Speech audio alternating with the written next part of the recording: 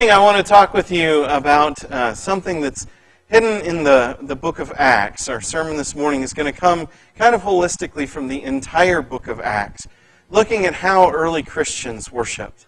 You may recall that 2 weeks ago, before Robert Kimberly gave his beautiful message about the care for young people, I talked about the nature of the church that Jesus established for himself, the community life in which Jesus lived. This morning, I'd like to spend some time looking at the results of that. The book of Acts, as you might know, is the book that immediately follows the Gospels. And in fact, it's a 2-volume set connected to a Gospel. John sits in between them, and if we could just take John out, Luke, Acts is really one book. Well, it's two volumes of a single work. And the Gospel tells what happened with Jesus. And the book of Acts says, so then what happened? Well, we're what happened. Church is what happened. By the way, I'm well aware that this may be a somewhat dry sermon, so I decided to begin with this picture of a goat. Moving on. I want to start by asking the question, how do we do church? And by do church, what I mean is the stuff that's connected to church. What do you do in order to be part of church? What is church? There are some assumptions that we make about the nature of church that are so deeply ingrained in us that we assume that the way that we do it is the way that everyone does it, and the way that it's always been done. Like church pews. Yeah, yesterday I was driving behind a guy who had a trailer, and hanging out of it was a church pew. And I thought, that is the weirdest theft I've ever seen. Someone has clearly broken into a church building and robbed them of a bench. It was probably not. They probably got that legitimately somehow. Maybe they're delivering it to a church. Anyway, but it was, you don't see these anywhere else, do you? The thing you're sitting on right now, how many of you have one of those in your living room?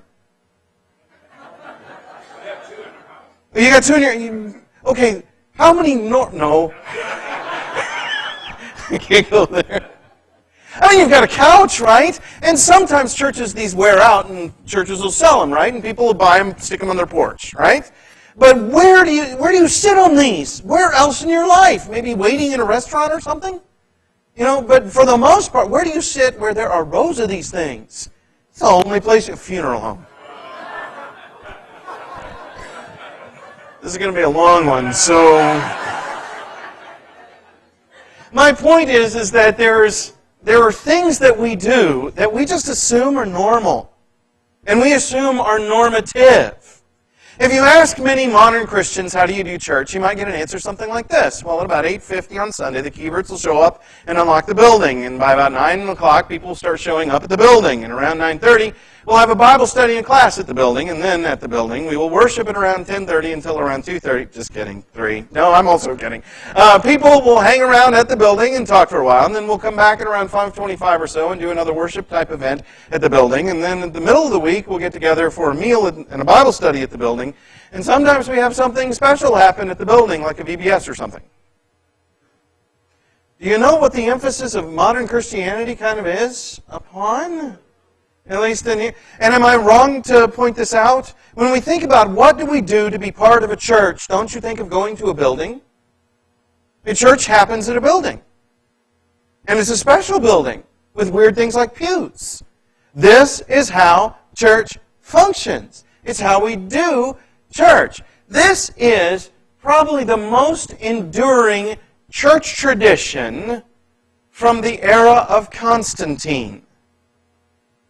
You realize that prior to the Emperor Constantine in 325 or so, churches did not own buildings. And it wasn't because they couldn't afford it, and it wasn't because they couldn't pull the political strings to get it or get the permits.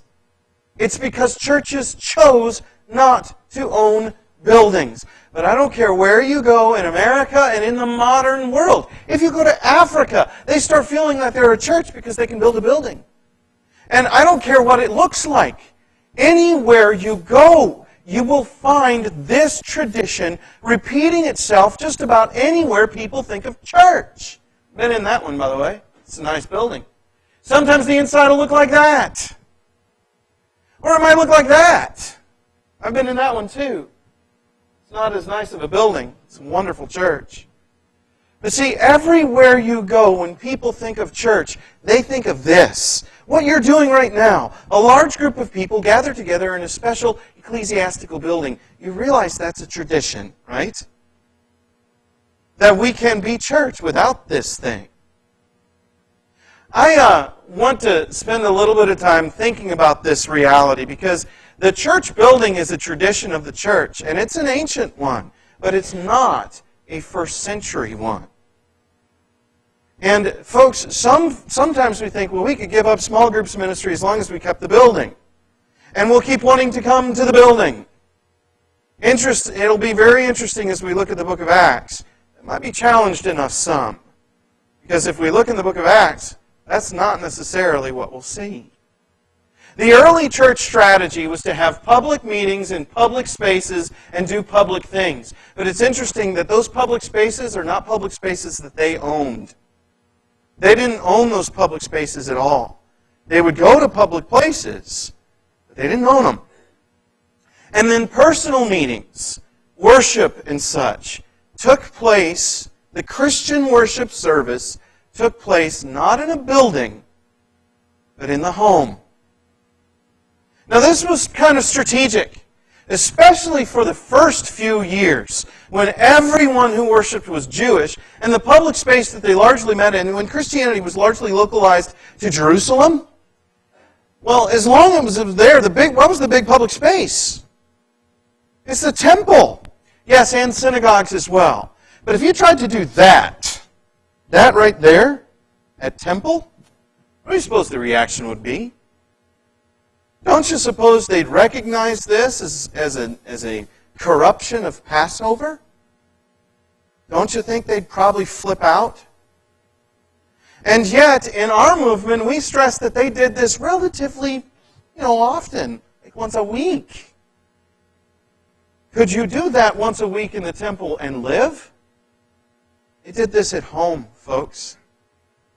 They did this at home. It was a strategic choice. As I said, they could have owned buildings. From the very beginning, it's not like they were a tiny little ragtag group of just 12. They were a group 3,000 strong. Now, granted, a lot of them were poor, but do you think all of them were? And if they wanted to, do you suppose that they could have pooled their resources and built something? You think maybe they could have done that? I'm going to suggest to you that they chose not to because their strategy worked. It worked on them, in their growth, and it worked in outreach into the world. It was a strategic choice. The fact is, in the Gospel of Luke and in the book of Acts, where things happen often has significance. Not every time. Sometimes Luke will mention that they stayed here. And you know what the significance of it is? They stayed there. That's right. Yeah, sometimes it doesn't matter all that much. But look at the general overview of the layout of these books. You start far out. Actually, you start in Jerusalem itself, and pretty quickly you get out into Nazareth, which was up in Galilee. It was the ends of the Jewish empire, the outskirts, far, far away. In about chapter 9 of the book of Luke, Jesus sets his face towards Jerusalem. And the most unique stuff, the unique stuff that's found only in Luke, shows up in his travel narrative as he's headed into Jerusalem. Luke is going out of his way in the gospel to stress that Jesus heads into Jerusalem. Okay? He has to die in Jerusalem. So he starts out here. Now, the very beginning of that journey in, he passes through Samaria. And Luke goes out of his way to point that out. Then, as the book of Acts begins, what's Jesus' program statement for how the message is going to spread? It's going to start in Jerusalem and all of Judea, Samaria, and the ends of the earth. Luke has built his testimony, his story, his research that he's written down. He's arranged it in such a way as to be a sideways hourglass that all tightens into Jerusalem and then it all goes out from Jerusalem. And it's all very purposeful. And the big thing to notice is Samaria is on both ends of that. You know why? Because they're half-bloods. They're almost Jews. They have in their veins the blood of Abraham, but it is polluted blood of Abraham, polluted by us Gentiles. So the promises to Abraham's family has got to go to them before it goes to any Gentile. So the gospel has him pass through Samaria and its hostility. And the book of Acts has him pass through Samaria and its reception. It's all very purposeful, all very wonderfully laid out. Interestingly, there's probably, in terms of timeline, Gentile converts, time-wise, prior to when he tells us about it. Because it starts happening perhaps as early as under the persecution under Saul. But the way that he has laid it out, it happens this way. Because it's important where things happen. The geography matters to Luke. Now, I point that out to say where things happen matters, at least sometimes, then noticing where the church's ministry happens is important, and we ought to pay attention to it. In the book of Acts, in chapters 1 through 21, and the reason I focus there is because that's where the mission is happening. Starting in chapter 22, we get Paul arrested. And once Paul's arrested, the emphasis is on being a good, suffering servant, a suffering Christian. How do I live in a world gone upside down? And so we focus on mission at first, and then how to live if you've become part of this mission and you end up getting mistreated. That's what the book of Acts accomplishes. But the mission is largely here. And the church planting, the church furthering, the disciple making, it's right here in these 21 chapters. 20 verses that I went through and read these things with a pen. And I won't tell you that I'm perfect. I could have missed some things. I did exclude a few things, like if Paul's in jail, I didn't write that down because he's not choosing that. That's not missional. He's willing to let it happen, but it's not his choice. But when I look at places where Paul chooses to be, or where Peter chooses to be, or Apollos chooses to be, when I look at what their mission strategies are, 20 verses describe something that happens in somebody's home.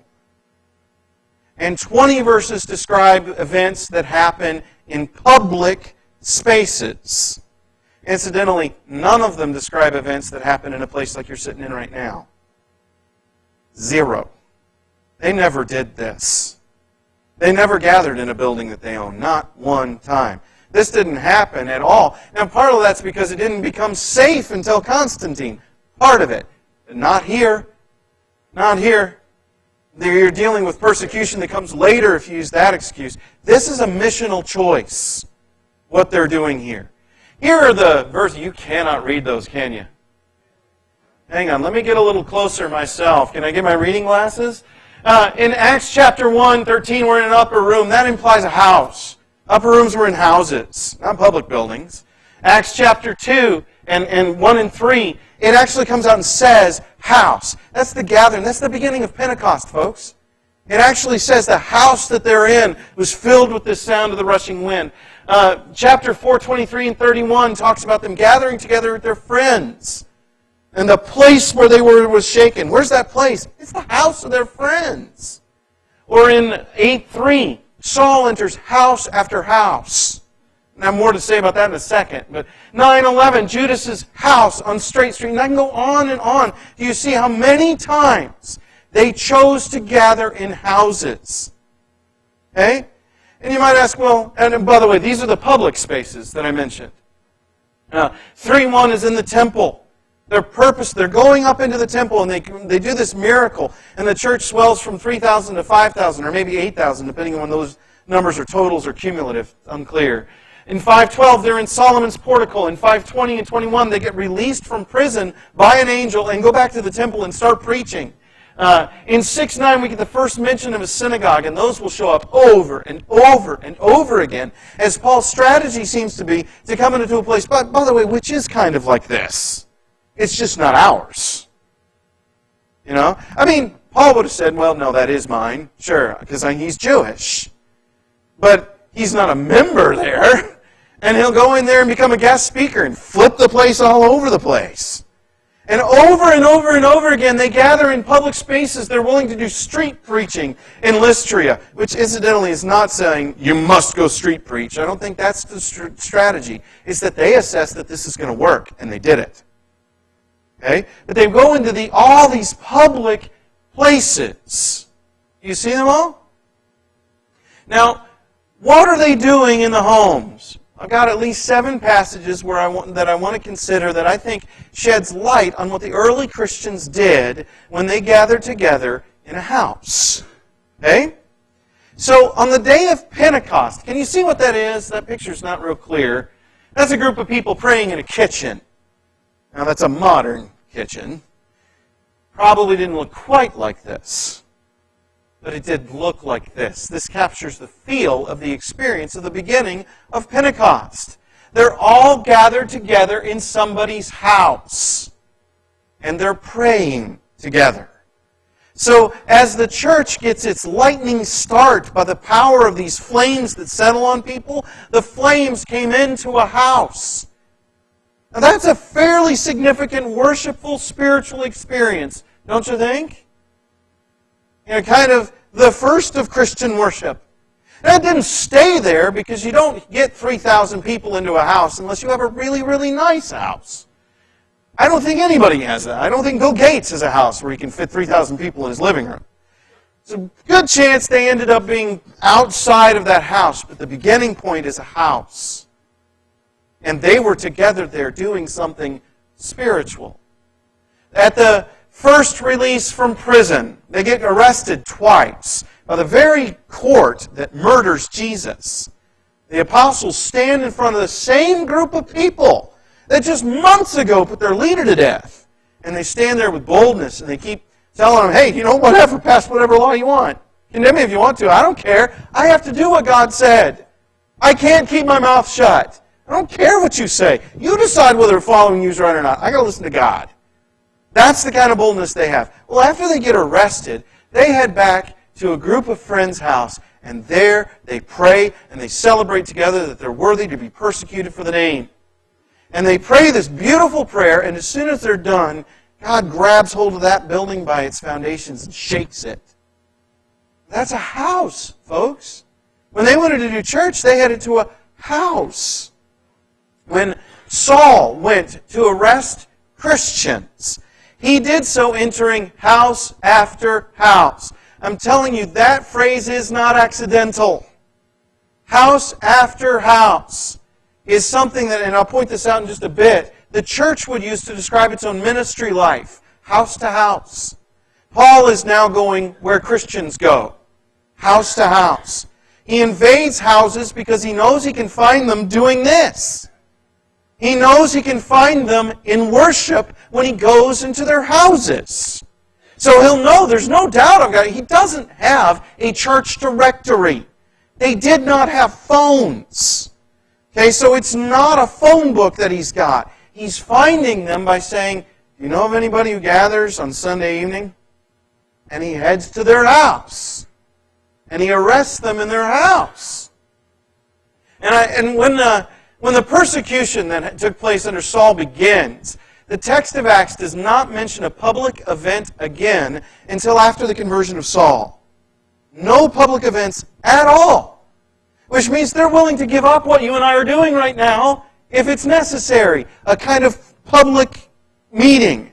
I suspect they'd look at us and go, where are the non-Christians? Why are you gathering in a public meeting when there are no non-Christians? What are you doing? But this is kind of a public meeting. We look at this and say, this is the essential element of church. This is the main element of church. They look at this and go, we'll give that up if persecution happens. We don't have to have that. We'll give it away. Because there's no public gatherings again until after Saul's converted, and even then it's in a synagogue in Damascus.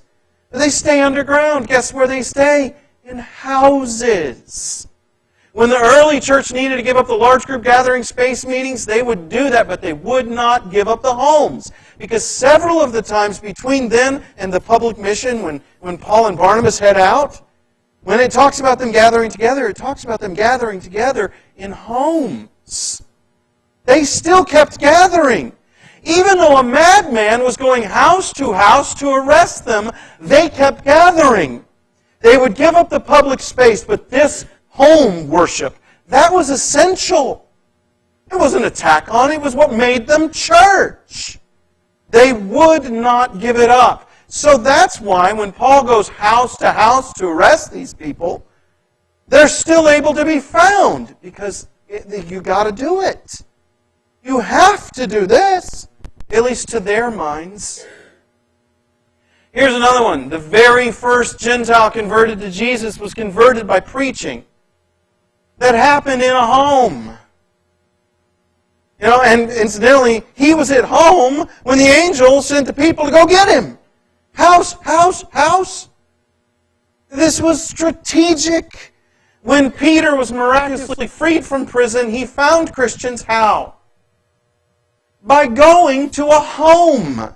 And what were they doing there? They were praying. They were experiencing a worshipful atmosphere, calling out to God for what they got. You remember Rhoda, the slave girl, who goes, yeah, and runs off, and Peter's out there going, great. Can someone let me in? Because I'm kind of a wanted man. And they don't even believe it. But my point is, where did he find them? Where did he go where he knew he would find Christians? And you'll note, he didn't go to just a Christian friend, just one family. He knew he would find a gathering of them. He knew he would find them gathering together in a house. Or in Thessalonica, when the jealous Jews instigate a mob to find Paul and other Christians, where's the obvious place for them to look? They attack a house. Do you start to see a pattern? Do you start to see that the early churches, they kind of thought of homes as the place to do what you're doing right now? In Corinth, when the synagogue leadership kicked Paul out, he went to the home of Titius Justus, and he began teaching and preaching there. Well, that's not because that's the only place you could find. It's the natural place to find Christians. In a house. Now, these are all these public events, and do you know what all of them have in common? Evangelism. Every single one. Anytime they met together in a large group gathering, it was for the purpose of evangelizing the nations. When Paul goes into synagogue, into that large group structure, what's he doing? Evangelism. When they're teaching in the temple courts, what are they doing? Evangelism. They want to convince people that Jesus is the resurrected Christ. Without fail.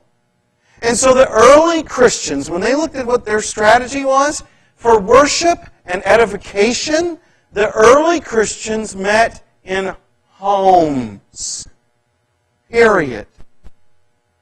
Evangelism took place when they went to where non-Christians were and talked to them about Jesus. And where would they go? Anywhere they could find a group that was gathered together. Synagogue, Mars Hill, the Areopagus there. Anywhere where you could find non-Christians, that's where they went. And they went there to talk about Jesus. But when it came to how do you do church, the idea that, well, at such and such a time we get together at the building, make sure that the doors of the building are unlocked, and then we have a class at the building, and then after class we worship at the building for a while until the building needs to be closed. And then somebody comes and cleans the building, and then we come back together at the building, and they're like, what? I mean, look at this meeting that's gathered right here. They would look at this and go, aren't you guys mostly Christians? And there might be one or two of us here that aren't. If so, great. You've come to our public meeting. Become a Christian. There's no better way of life than that. But, I honestly think that early Christians would often look at what we're doing and scratch their heads. Now, an insightful Christian from the first century who knew how to analyze culture might not. They might look at us and say, no, that's a pretty good idea. Keep doing that. Because let me lay out the strategy. These are 3 verses where you actually see them say, here's what our strategy is. Okay? In chapter 2, verse 46, It says, and day by day attending the temple together, that's a public space, and breaking bread in their homes. Breaking bread, by the way, is Luke's code word for what Paul will call the Lord's Supper. So breaking bread in their homes is that. Okay? And then they received their food, or they ate their meat. They received their meat with gladness. Well, that's going to mean that they did an agape feast as well. They did this. Breaking of bread's this. So they went to the temple to go in public, and they went home to do something they could not do in the temple. But they had to do. It was an essential part of their faith. They go in public, they come home. And they received it with glad and generous hearts. Chapter 5, verse 42. And every day in the temple and from house to house, they did not cease teaching and preaching that Jesus was the Christ.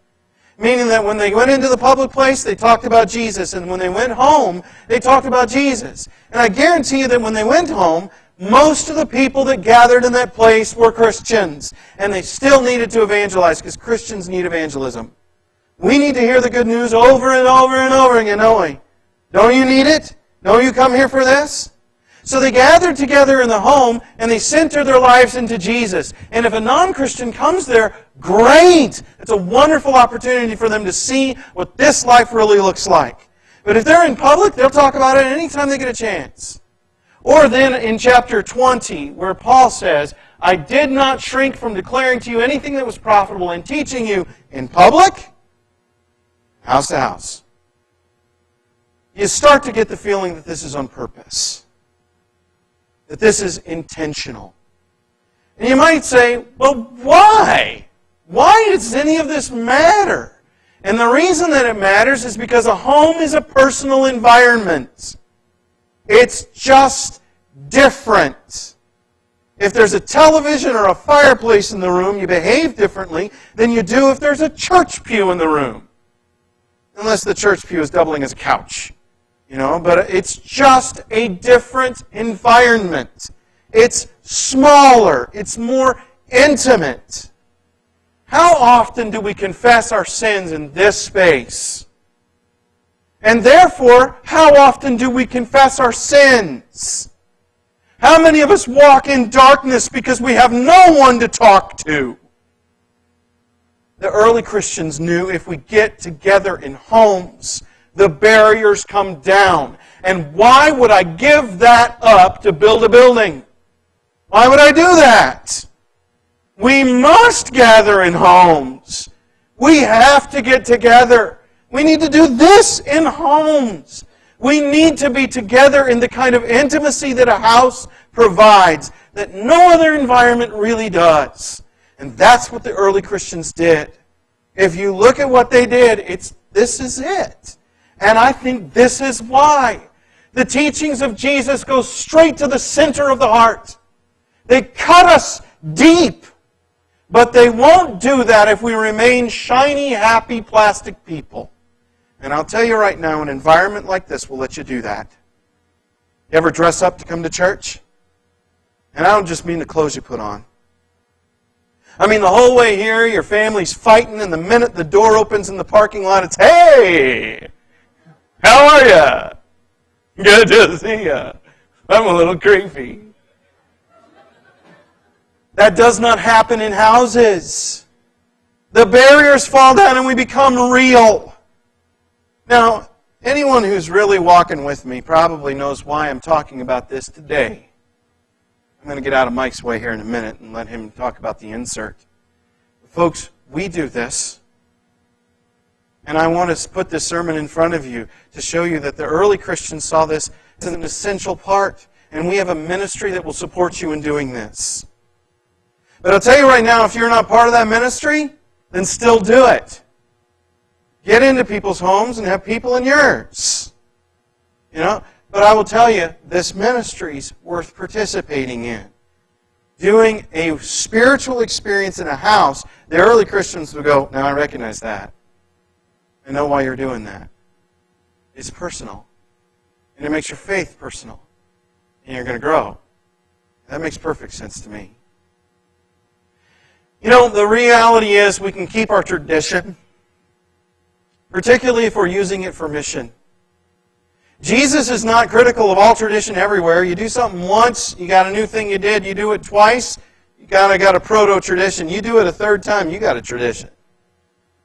And Jesus is fine with it as long as your tradition does not get in the way of the will of God. When Jesus rebukes tradition, it's not because tradition's bad, it's because people's hearts were bad.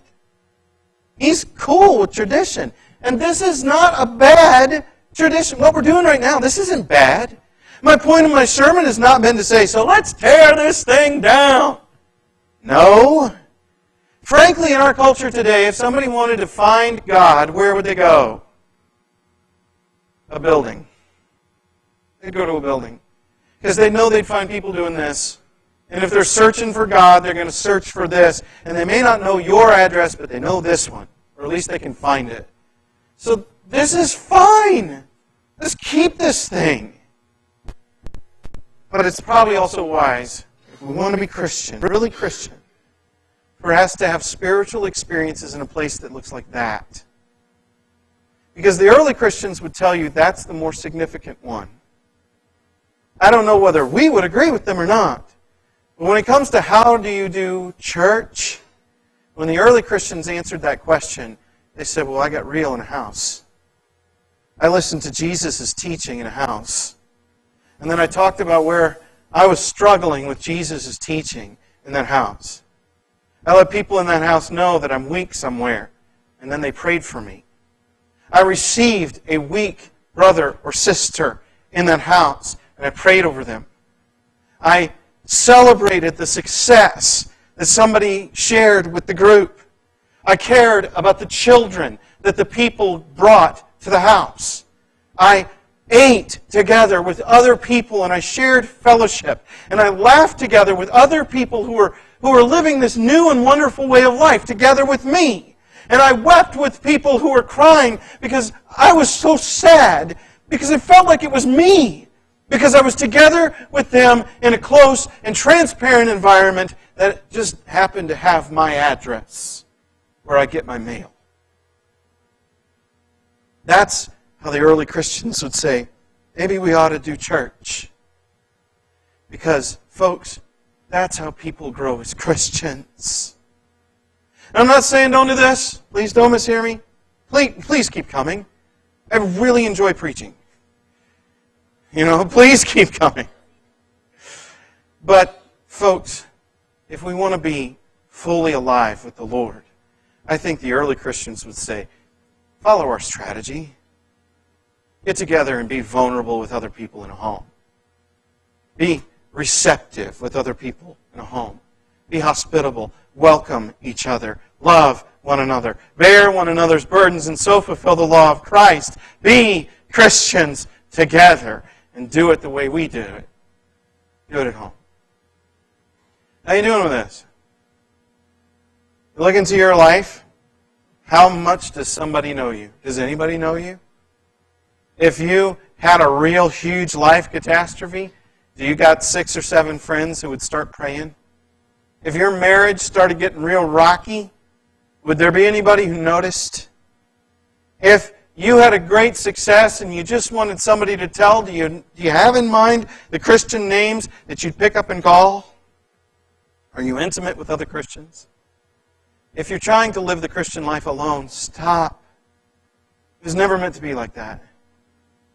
If you're not living the Christian life, by the way, don't stop living the Christian life. Start living together with others. Love them. Open up. But if you're not living the Christian life, today would be a great day to start. There's water right there. We can immerse you into the death of Jesus Christ. It's about burial and rising again, just as He was. And if this morning you're subject to that invitation, why don't you come? If you've got a pain that you carried into this place, either a sin you've been carrying or a suffering that's overwhelmed you, and you need the prayers of the people of God, let us know. If this morning you're subject to the invitation of God, would you come right here while we stand and sing?